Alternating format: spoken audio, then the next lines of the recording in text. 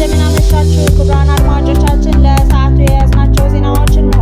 አዳዲስ መረጃዎች እንዲደርሳችሁ ቻናላችን ሰብስክራይብ በማድረግ የደወል ምልክቷን መጫን አትዘንጉ። ወደ መረጃዎቻችን እናልፋለን። ጀነራል ሳሞራ ትግራይን የማስተዳደር ፍላጎት እንዳላቸው ገለጹ።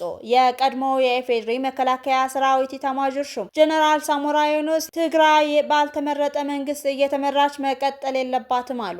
ጀነራል ሳሞራ በኢትዮጵያ ፕሬስ ድርጅት ስር በትግርኛ ቋንቋ ለሚታተመው ወጋህታ ጋዜጣ ሰሞኑን በሰጡት ቃለ ምልልስ አሁን በክልሉ ያለው ጊዜያዊ አስተዳደር መቀጠል የለበትም፣ የትግራይ ህዝብ በመረጠው መንግስት ነው መመራት ያለበት የሚል ሀሳብ የሰነዘሩ ሲሆን እሳቸውም በዚህ ሂደት ውስጥ ቀጥተኛ ተሳትፎ በማድረግ ህዝባቸውን ለማገልገል ዝግጁ መሆናቸውን ገልጸዋል። ጊዜያዊ አስተዳደሩ ሳይውል ሳያድር ይፍረስ የሚል አስተያየት በዚህ ቃለ ምልልሳቸው ደጋግመው ያስተጋቡት ጀነራል ሳሞራ የጊዜያዊ አስተዳደሩ ፕሬዝዳንት ጀነራል ታደሰ ወረደ በፍቃደኝነት ይህንን እንዲያደርጉ ምክር ለግሰዋል። መጋቢት 30 2017 ዓ.ም የተቋቋመውና ለአንድ ዓመት እንዲያስተዳድር ኮንትራት የተሰጠው የትግራይ ጊዜያዊ አስተዳደር ከ3 ወር በኋላ አገልግሎቱ የሚያበቃ ሲሆን አሁን በአስቸኳይ ይፍረስ የሚለው የጀነራል ሳሞራ ጥያቄ የኮንትራት ጊዜው ታሳቢ ባደረገ መልኩ ይሁን አይሁን ግን የታወቀ ነገር የለም።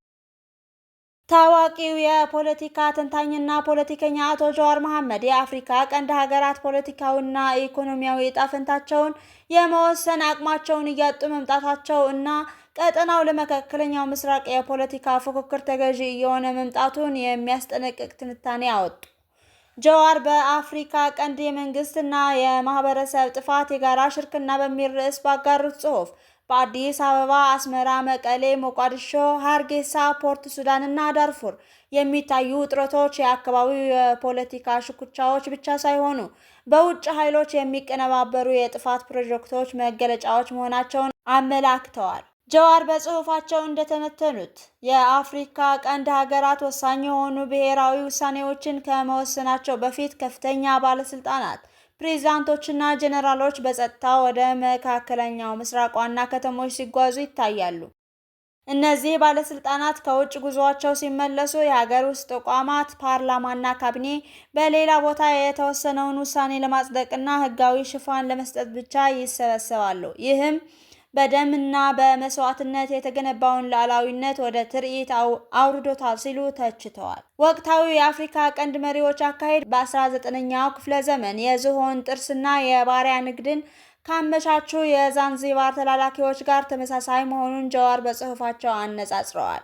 የውጭ ኃይሎች ግዛትን በቀጥታ መውረር አያስፈልጋቸውም፣ ይልቁንም ሀገራዊ ጥቅምን ለግል ስልጣንና ሀብት አሳልፈው ለሚሰጡ የሀገር ውስጥ ተዋንያን የበላይነቱን ያከራያሉ ያሉት ጀዋር መሪዎች የመንግስት ጠባቂ ከመሆን ይልቅ የውጭ ጌቶቻቸውን ፍላጎት በማስፈጸም ብጥብጥ እና ግዛትን የሚያስተዳድሩ የመግቢያ ደላሎች ሆነዋል ሲሉ ከባድ ትችት ሰንዝረዋል። ኢትዮጵያን ጨምሮ በታሪክ ጠንካራ የነበሩ መንግስታት ሳይቀሩ የሉዓላዊነት ግብር አውጥተው ለሀብታም ጥቃቅን መንግስታት ጥገኛ ደንበኞች እየሆኑ መምጣታቸውንም አጋልጠዋል።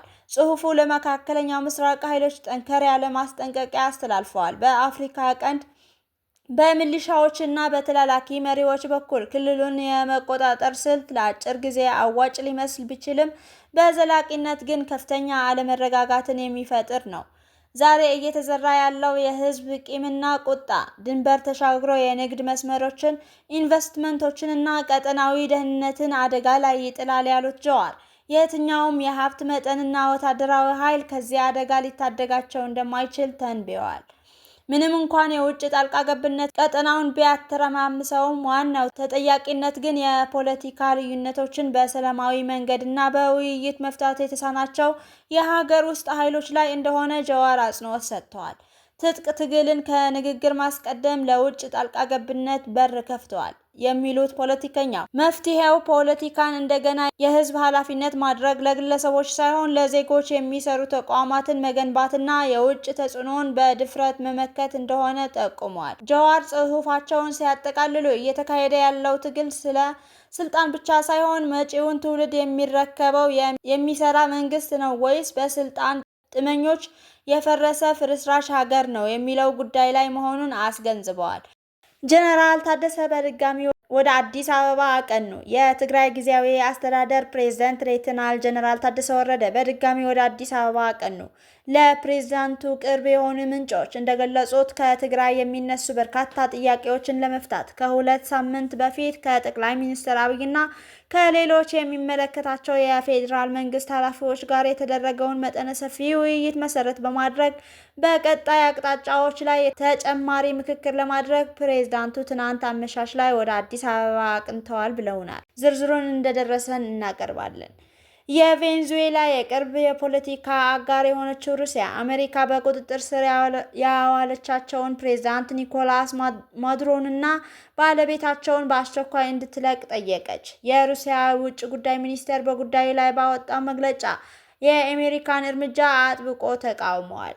የቬንዙዌላ ፕሬዝዳንት ኒኮላስ ማዱሮ እና ባለቤታቸው በአሜሪካ ውስጥ በቁጥጥር ስር መሆናቸው መረጋገጡን ተከትሎ የአሜሪካ አመራር የወሰደው እርምጃ እንደገና እንዲያጤን አጥብቀን እናሳስባለን ያለው ሚኒስትሩ አሜሪካ በህጋዊ መንገድ የተመረጡትን የአንድ ሉዓላዊ ሀገር ፕሬዝዳንትና ባለቤታቸውን በአስቸኳይ እንድትለቅ ጥሪ አቅርቧል። ክቡራን አድማጮቻችን ለሰዓቱ የያዝናቸው